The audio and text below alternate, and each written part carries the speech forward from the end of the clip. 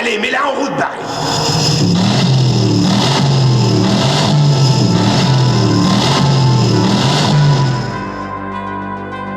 Écoute, tu permets, faut que j'assorte un peu cette voiture. Hey, c'est le dernier né des Lévis.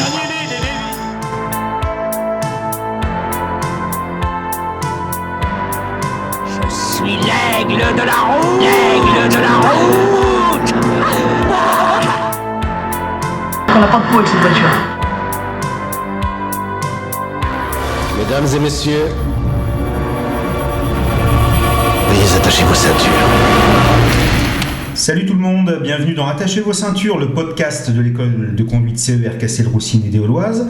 Je suis Guillaume et aujourd'hui je suis avec mon collègue Kenny Lucas qui est enseignant donc en permis B et également formateur BE pour l'auto-école. Salut Kenny. Salut Guillaume. Comment vas-tu ? Ça va et toi ? Ça va pas mal. On est ravis de vous retrouver pour ce 3e numéro déjà du podcast. Aujourd'hui on va causer remorque. Aujourd'hui on va vous parler de ce qui est possible de tracter avec simplement le permis B. On va vous parler également de la formation B96 et enfin Kenny va vous expliquer tout ce qui découle du permis BE. Avant tout Kenny, qu'est-ce que ça représente pour toi la conduite ? Alors pour moi la conduite c'est une passion.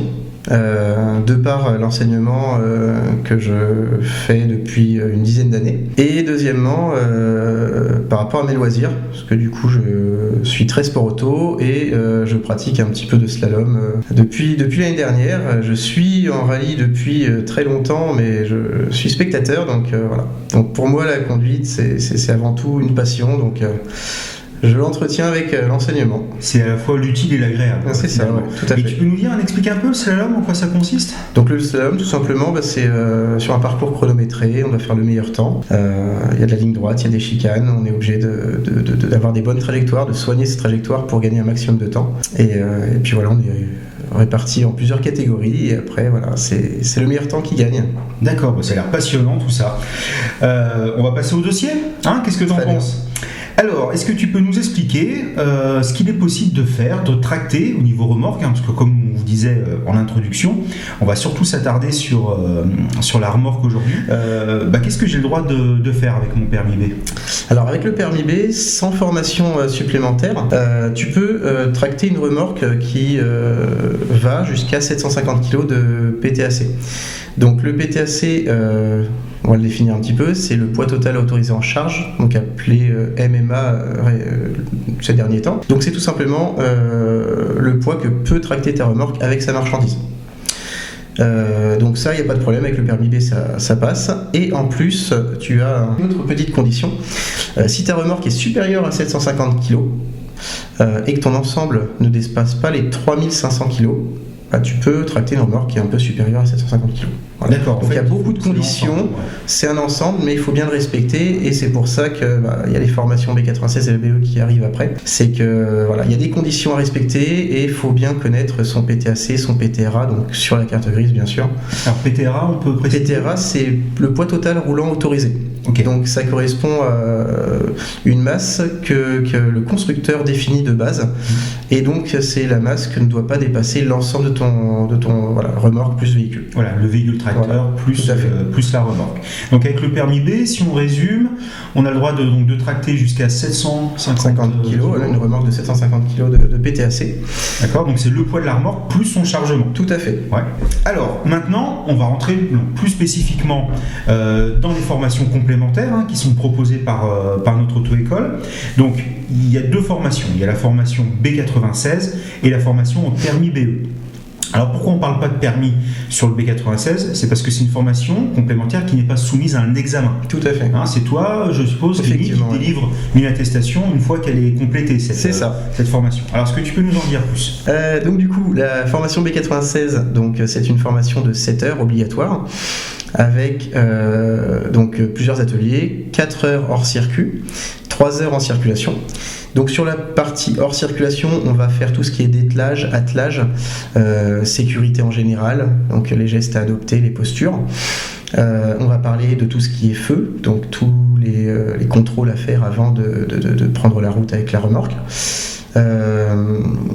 tout ce qui est équipement potentiel de la remorque, la porte verrouillée, tout ce qui est l'ensemble du contenu de la remorque, hein, donc savoir bien sangler au centre de la remorque, etc. Voilà, répartir la charge. Voilà, répartir les charges, etc. Et sur la partie en circulation, donc on va revoir un petit peu les règles de fonctionnement du code de la route de base, parler un petit peu du gabarit de la remorque, du porte-à-faux que peut avoir la remorque, de la place de la remorque sur la route, hein, ça peut être intéressant. Le porte-à-faux, pour les personnes qui ne sauraient pas. Donc le porte-à-faux, c'est tout simplement quand on tourne dans une direction, la remorque va dépasser de l'autre côté. Donc si on tourne à droite, la remorque va partir légèrement sur la gauche et peut empiéter un peu sur la place des gens. Hein, donc on peut aller à contresens. Et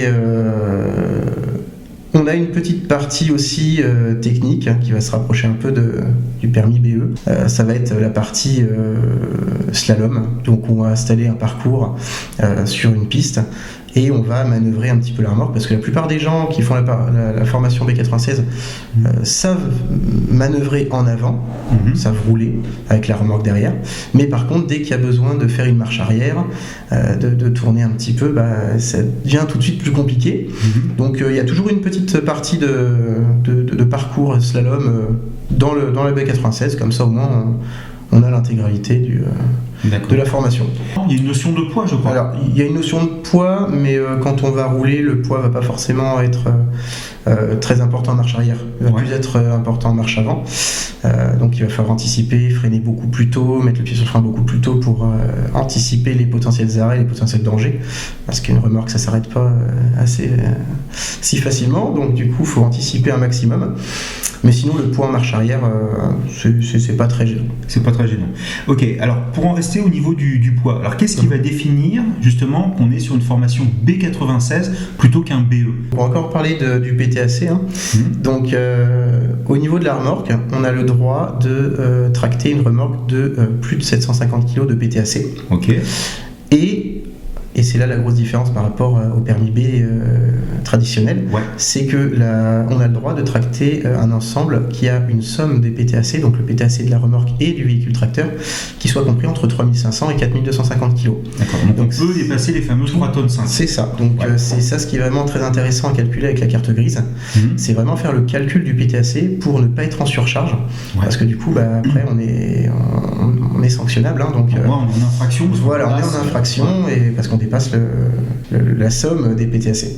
Donc, du coup, pour résumer, la formation B96 me délivre l'autorisation donc de tracter une remorque de plus de 750 kg et l'ensemble, c'est-à-dire mon véhicule tracteur, donc ça peut être une voiture, un petit camion, un fourgon, etc. Et ma remorque, le poids peut être compris entre 3500 kg et 4250 kg. C'est ça. 3 tonnes 5, 4 tonnes 250. C'est ça. Et là, c'est les 7 heures de formation, l'attestation à la fin, et je peux partir avec ma remorque, m'acheter ma remorque et tout ça. Alors c'est presque ça, il faut juste qu'on fasse la démarche pour la création de permis, et ensuite une fois que le permis est reçu par l'élève, on peut conduire le B96. D'accord. L'attestation. Il y a un changement, même pour le B96, il y a un changement de permis. C'est important. On ne peut pas conduire de remorque soumis au B96 si on n'a pas reçu le permis. D'accord, parce que ça sera mentionné dessous. Tout à fait, c'est mentionné dessus. Donc nous on fournit l'attestation, mais il faut absolument que le permis soit créé. Avant de pouvoir s'en servir. Tout à fait. Très bien, parfait. Alors on va passer, donc, tu parlais de permis, on va parler donc au permis BE. Alors qui dit permis, là ça veut dire que la formation est un peu plus conséquente, tu vas nous expliquer ça, mais surtout, contrairement au B96, là le permis BE est soumis à un examen avec un inspecteur de la sécurité routière. Tout à fait. Alors, tout simplement, moi je dirais même plus 3 examens. Parce que du coup, pour le permis BE, il faut absolument que le code soit valide, donc le TG. Donc premier examen qui peut en rebuter plus d'un, par manque de temps pour passer le code et l'examen et par manque de motivation. Donc voilà, c'est vraiment un permis dans son ensemble. Donc premier examen, donc le TG.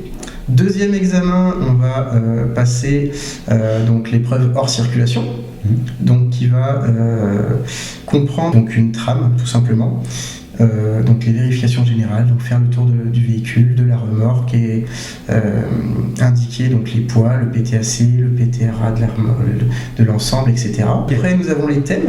Donc les thèmes, c'est un choix parmi 6 thèmes Donc ces thèmes vont comprendre 6 petits entre guillemets ateliers pratiques où on va devoir vérifier le chargement de la remorque, faire le tour du véhicule, vérifier les feux, etc. Et ensuite nous avons les fameuses fiches où là on va devoir choisir une fiche parmi 12. C'est en lien avec la sécurité routière, Ouais, peut-être c'est fiches, vraiment là-dessus. c'est pas forcément lié à la remorque, c'est plus lié à la conduite, à conduite avec remorque, sécurité. Voilà, l'écologie, la sécurité. Il y a quand même une fiche qui est pas mal par rapport, qui va parler du poids lourd en général. Ouais. Voilà, de tout ce qu'il faut faire attention au niveau de sécurité, les équipements obligatoires. Donc voilà, ça reprend vraiment beaucoup de choses, la conduite par temps de pluie, brouillard, neige. D'accord. Donc ça va vraiment reprendre 12 fiches par rapport au code. Et donc à déterminer des termes précis, à indiquer des termes pour avoir tous les points possibles. Une fois qu'on a fait tout ça, on passe à la pratique. Donc on va aller faire notre petit parcours en circulation. Hors circulation, toujours. D'accord, toujours hors circuit. Voilà, donc un parcours précis où on va devoir effectuer la manœuvre en moins de 5 minutes. Donc c'est chronométré. C'est toujours la même manœuvre ou c'est choisi par l'inspecteur ? Ça sera tiré au sort par le premier élève de la journée.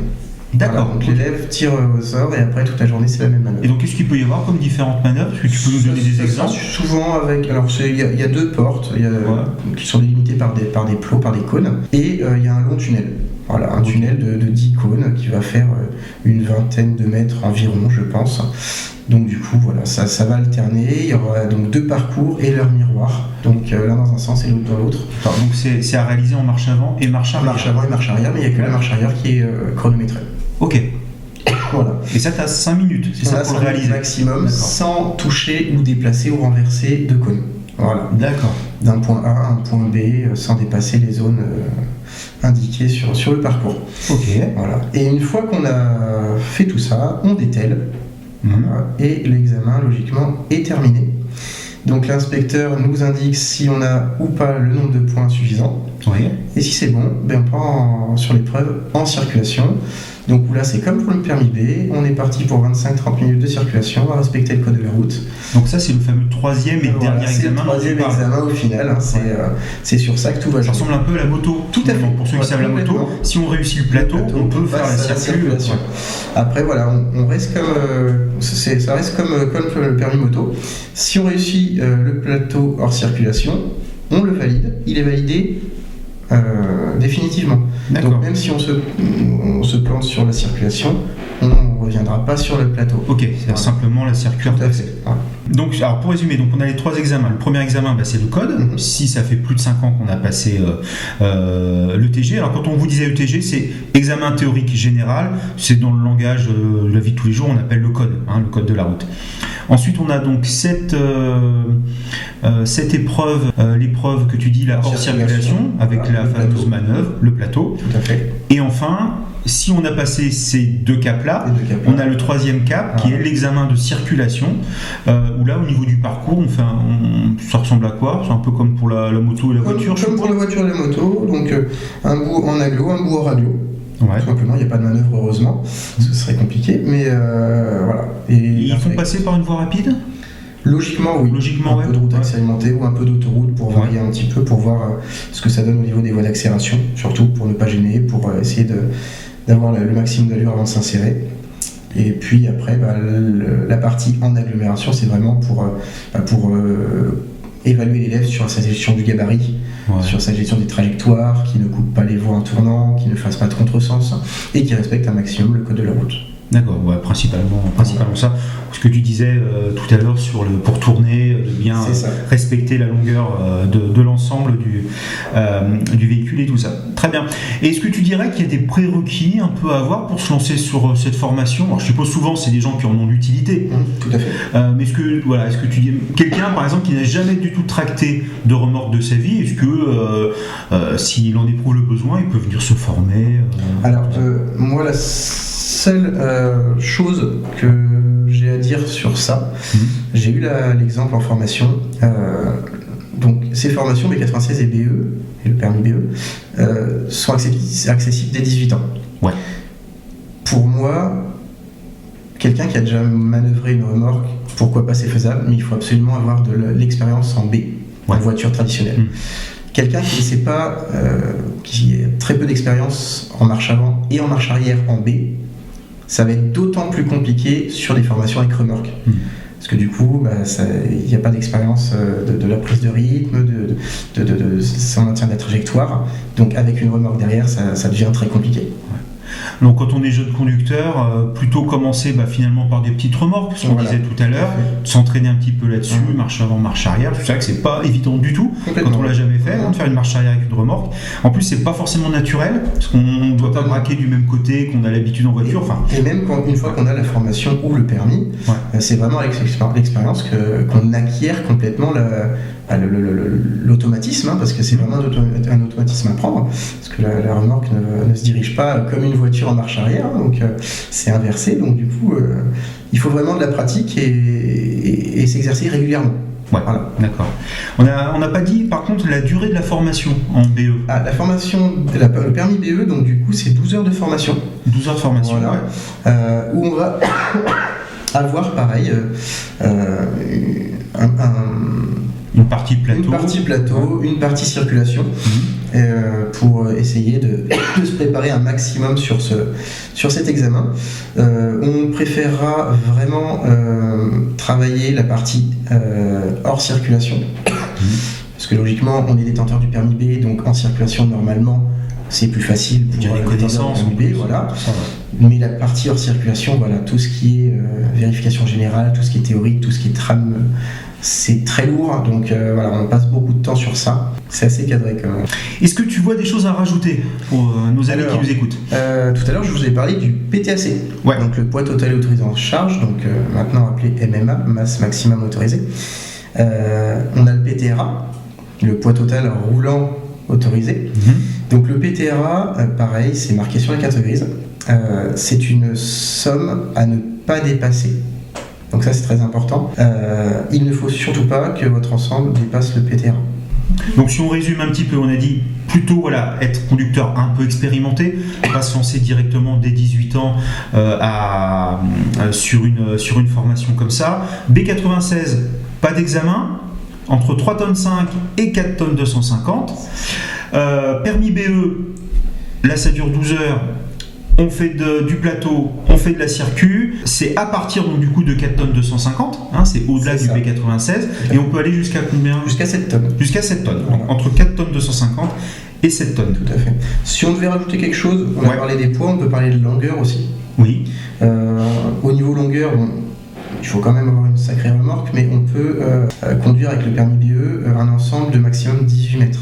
Ah ouais, 18 mètres, c'est déjà pas mal. Donc 12 mètres pour la remorque en elle-même. Donc oui, ça commence à faire... c'est des sacrés remorques. Là, il y a un bon... si j'ai bien retenu, là, il y a un gros porte-à-faux, là. Là, il y a un énorme porte-à-faux. Eh bien, Kenny, merci beaucoup. Merci beaucoup à toi. Donc, écoutez, si vous êtes intéressé par des formations B96 ou permis BE, vous serez super bien pris en main par Kenny. N'hésitez pas donc à venir vous renseigner ou à nous appeler pour avoir un petit peu plus de détails sur tout ça. Merci encore Kenny. Merci Guillaume. Je te dis à bientôt. À bientôt et puis bonne continuation. Merci à toi, merci à tous, merci de votre écoute. N'hésitez pas à partager ce podcast si ça vous a semblé un sujet intéressant. N'hésitez pas également à nous faire des retours, des commentaires, à nous proposer même des sujets que vous aimeriez voir traités. On est aussi là pour ça, pour vous rendre service. Et je vous dis tous à bientôt. Encore merci Kenny. À bientôt, merci Guillaume. Salut tout le monde, à bientôt.